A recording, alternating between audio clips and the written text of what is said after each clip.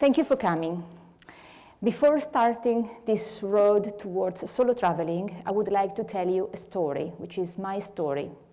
I decided to become a professional journalist when I was already in my 30s, and the majority of my friends and companions were already heading towards their more or less successful career. I started working in a newspaper in Milan. Times were tough then, but not as much as they are now, and I still had the chance to get a decently paid job if I worked hard enough, and I did. Despite that, after a year and a half, I couldn't find the appointed job I was dreaming of, and I moved to a monthly travel magazine for a temporary job. My first assignment was to go to France and write a reportage about the French writer Colette. I had to travel for a week with a photographer I've never met before and who spoke only French. And my French was and still is rubbish. So I traveled for a week in the most amazing countryside, tasting wine and food to die for without having the possibility of sharing my feelings with my travel companion due to lack of communication.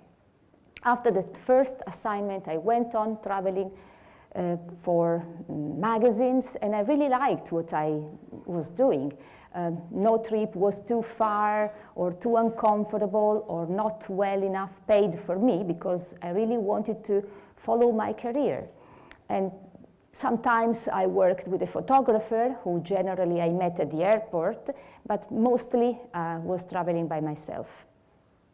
One day I was sent to Corsica, which is a beautiful island, but it was January, the wrong season, as I was always traveling during the wrong season, because working for a monthly magazine, you have to cover beautiful beaches in winter and mountains in summer.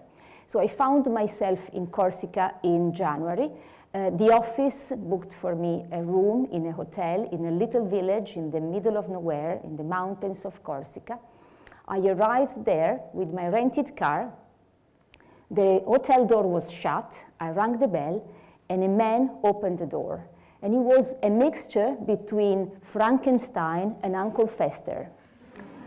He showed me my room, and he said, "You are going to be my only guest tonight." It took me 5 minutes to understand that, first of all, I would not spend the night there. As a woman traveling by myself, I had to face specific problem, and maybe through my job, I could help other women travelers to solve those problems. So I went back home, and the idea of writing a guidebook for women traveling by themselves started to take shape in my mind. I wanted to write a kind of what to do, what not to do book, full of suggestions, ideas, recommendations, and so on. And I was looking for a possible publisher.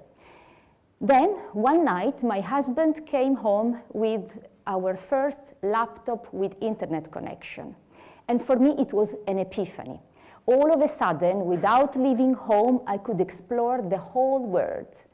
It was May 2000. And so the idea of a paper book was put aside in favor of a website. I booked myself a Dreamweaver for Dummies book, and night, after putting my children in bed, I started working on my web pages. I was completely HTML illiterate, no idea of graphic design, but still I achieved to build a few pages of a website. I didn't know exactly what to expect from them. I wrote my recommendation, my ideas, and I simply pressed the publish button without much expectation about it. But after a while, I started to receive emails from women who told me how inspired they felt by my badly designed web pages. And I understood that I filled the void, and there were many women who wanted to give it a go and to try to travel by themselves, but they simply do not know where to start from. And more women than travel agency and operator would think. After 14 years, the number of women who travel by themselves has increased a lot. According to the weekly magazine Newsweek, the number of women traveling by themselves has increased of 70% in the last decades. There are many reasons for that. First of all, the number of single women or divorced has increased, and being single or divorced is now more socially acceptable. Then women are more independent, even financially independent, and so they want to explore, they want to fulfill a dream, for example, or to visit a place they have always dreamed of, or they want to challenge themselves, or they want to flee from their everyday life, from their job, family, children, to recharge and unwind, which is something more socially acceptable than it was year before.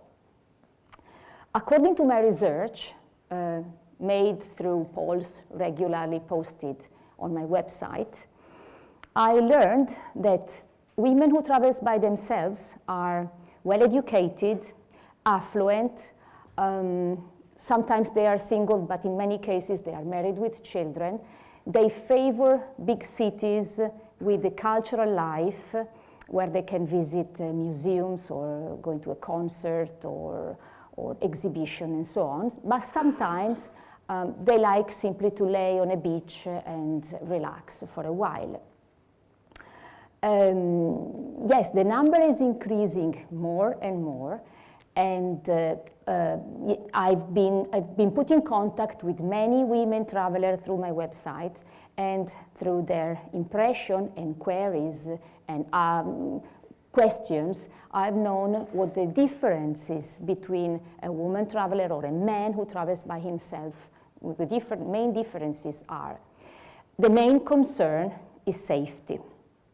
A woman who travels by herself, regardless her age, can be forced to find harassment sometimes, or anyway unwanted attention. And of course this is a problem, because if you are a woman and you go to an unknown place, and you have to visit a certain area or a certain city, you need to know if you can go back safe and sound at night, for example, in the hotel you have chosen. Of course, this is a big main difference that women can face related to men. Men sometimes don't have to think about. But on the other hand, women their perceptiveness is much more complex than men. They are more attentive to details, and they are more compassionate towards other travelers they might find on their way, above all if they are women travelers. So solo traveling, of course, is a challenge. It's not easy at the beginning, because you find yourself immersed in a different culture, you find yourself surrounded by people you don't know, who do not care if you are happy or sad. You do not have anyone to share your feelings with, and you can feel the look of other people in groups or in couples upon your lonely person, and you feel a little bit outcast or looked upon. You have to book a single room in a hotel, you have to ask for a table for one in a restaurant, you buy a single ticket in a cinema, and that can make you not feel at ease, completely at ease. But solo traveling is such a wonderful and self-rewarding experience that makes you grow and feel stronger and more confident. I've spoken with women who, after a solo trip, felt as if they had climbed the Himalayas. To the women who would like to give it a go, but they don't know where to start from, I would like to say that it's not necessary to cross the ocean to start the wonderful adventure of solo traveling.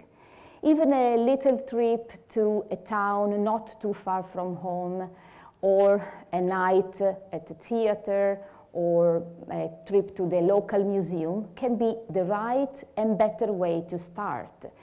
You might find it difficult at the beginning to have to plan for yourself only, to have no one to share your feelings with, but then it becomes the natural way of spending one's time, one's afternoon or a whole day. And it's like going to the gym. You don't want to kill yourself on the treadmill for 3 hours the first day you start exercising. Otherwise, your body the following day will be aching all over the places. But if you adapt your body to exercise little by little, you will get better and long-lasting results. And with solo traveling is the same. If you start step by step, it will become a self-rewarding habit you won't be able to live without, and it will boost your confidence for many years to come. Thank you.